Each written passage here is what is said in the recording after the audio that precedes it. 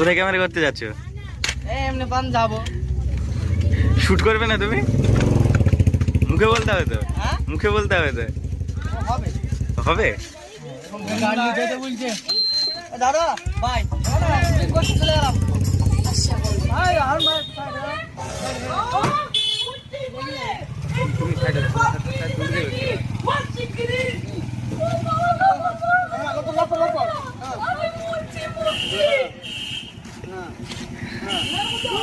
Director আমাদের কিন্তু খুব সুন্দর, এত সুন্দর ভাবে যে বোঝাচ্ছে।